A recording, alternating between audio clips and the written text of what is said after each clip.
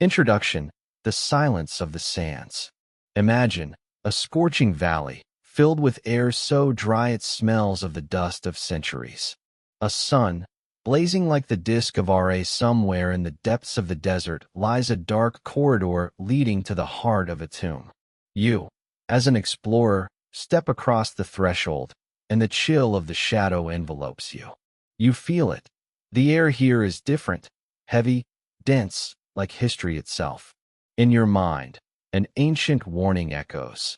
He who disturbs the peace of the king, upon him shall fall his wrath. This image is no accident. Since ancient times, legends of tomb curses have accompanied excavations, especially in Egypt. They stretch from inscriptions on stone walls to the newspaper headlines of the 20th century. Today, I will guide you along this thread. We will walk through history, facts, mysteries, conspiracy theories, and end with reflections on why this theme is so deeply rooted in our consciousness. History, from papyrus to front-page news. The ancient Egyptians were one of the few civilizations that so systematically built tombs. For them, death was merely a transition to the afterlife. The pharaoh needed his possessions after death, so tombs were filled with treasures. Protecting these treasures was paramount. Already in the Old Kingdom, we see formulas written on walls. As for any man who shall violate this tomb, his neck shall be severed like a bird's, or he will be destroyed like clay. These were not just words, they were magical formulas. The belief in the power of the spoken word was so strong that the threat itself was considered effective. Thus, the curse worked as both psychological and religious security. Now, let's travel to the 20th century. The year is 1922, the Valley of the Kings. English archaeologist Howard Carter, after years of futile searching, finally discovers the untouched tomb of Tutankhamun. It was a shock to science and a global sensation. The nearly intact tomb of a young pharaoh who ruled over 3,000 years ago. Inside, thousands of artifacts, and most importantly, the golden mask and sarcophagus. And then, the events that launched the legend. Lord Carnarvon, who financed the expedition, dies just a few months after the opening. The official cause, blood poisoning from a mosquito bite that became infected. But the coincidence seemed too strange. Newspapers exploded with headlines. Curse of the Pharaoh. Death comes on swift wings. The deaths of several others involved. For example, Carnarvon's secretary, who allegedly died of a heart attack, only added fuel to the fire. The press even attributed the existence of a warning inscription on Tutankhamun's tomb. Death shall come on swift wings to him who disturbs the peace of the king. However, no Egyptologist ever actually recorded such a phrase. It was a creation of journalists, but it became fixed in the imagination of millions. It's worth mentioning other examples. In 1907, archaeologist Edward Ayrton opened the tomb of Amenhotep II, and rumors of strange deaths among workers were already circulating. In Persia, in the 1890s, after the opening of ancient burial mounds, several researchers fell seriously ill.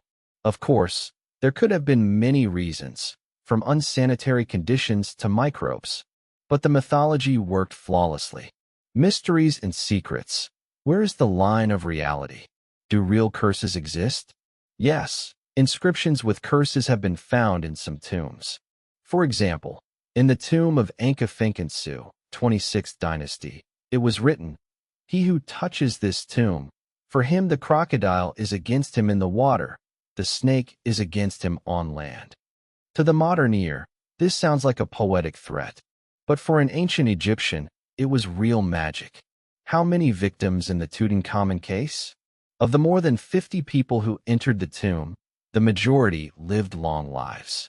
Howard Carter himself, for instance, didn't die until 1939, 17 years after the discovery, from lymphoma. So, the statistics of the curse look far less terrifying than the newspaper headlines. Could microbes have been the curse? Modern research has shown that some ancient burials can contain mold like Aspergillus flavus, Pseudomonas bacteria, toxic ammonia, or even radioactive minerals. In closed, stale conditions, these can cause lung infections or allergies. However, there is no evidence of mass affliction among tomb openers. Media fantasy. The fewer verified facts, the more room for sensation. Newspapers in the 1920s eagerly added details about electrical outages in Cairo, about Carnarvon's dog that allegedly howled and died the same day. Nothing holds attention like a good story. Conspiracies. Who benefits from the curse? Imagine you are an archaeologist or a museum curator. You have a sensation in your hands. How do you keep the public in suspense? How do you make your exhibits legendary? The idea of a curse works flawlessly. Tourists flock to see the sinister sarcophagi. The press prints more and more articles. Another conspiratorial version. Perhaps the Egyptians themselves deliberately saturated tombs with toxic substances, herbs, salts, resins, to deter grave robbers. We know they were well versed in natural poisons. But scientific confirmation specifically for pharaonic tombs is still lacking. There is also a reverse curse version. Supposedly, archaeologists invented the legend to justify illnesses among their workers, who could have contracted common infections or worked in exhausting conditions. It's not our fault. It's the Pharaoh's curse.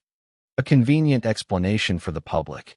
One way or another, the legend of the tomb curse lives on today, in films, books, comics, and even in the marketing of tourist tours.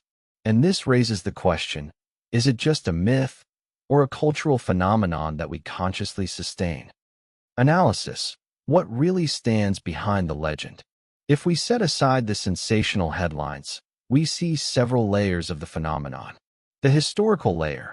Curses are written or spoken formulas that held magical weight for the ancient Egyptians. Their goal was protection. The psychological layer. Humans fear violating taboos, especially concerning death. Fear of the unknown can cause real physical symptoms, heart attacks, panic. The social layer. The curse works as a deterrent for grave robbers. The commercial layer. In the 20th to 21st centuries, the legend generates profit for media and tourism.